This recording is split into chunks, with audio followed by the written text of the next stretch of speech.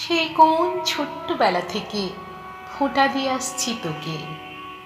হাঁটতে শিখিনি তখনও ভালো করে, তোর কপালে ফোঁটা দিত মা আমার তুলতুলে হাতটি ধরে।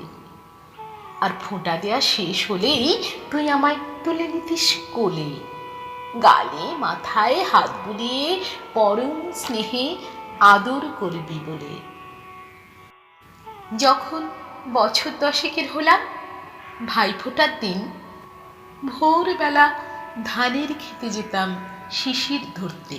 মনের আনন্দে চন্দন ঘষতাম তোকে ফোঁটা দেব বলে, আর বলবো বলে মায়ের শেখানো ভাইফোঁটার সেই অসাধারণ মন্ত্রটা।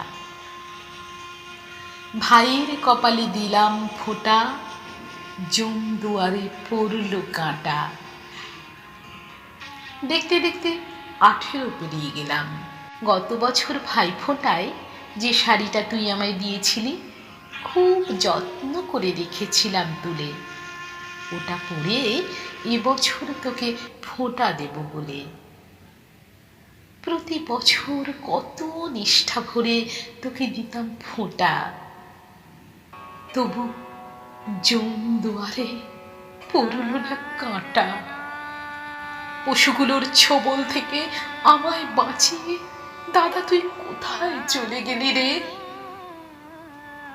আর মাত্র কয়েক ঘন্টা, রাত পোহালে যে ভাইফোঁটা, কার কপালে দেব রে আমি ফোঁটা? তুই আছিস দাদা আজ তারা হয়ে, আমার থেকে অনেক দূরে। তবু আমি থাকবো বসে তোর অপেক্ষায়, ওই আকাশ পানে চেয়ে সেই আগের মতোই কিচ্ছুটি না খেয়ে উপোস করে। ভুলিস না যেন তুই, আসিস কিন্তু সময় করে। সুখ তারা না হোক, অন্তত সন্ধ্যা তারা হয়ে। তোকে দেখে চৌকাঠে ফোঁটা দিয়ে বলবো জমকে, আমার ভাইকে তুমি নিয়েছো কেড়ে। জানি না কি কারণে, কারো ভাইকে যেন নিও না কেড়ে। এভাবে অকালে অকারণে নিও না কেড়ে, কেড়ে নিও না,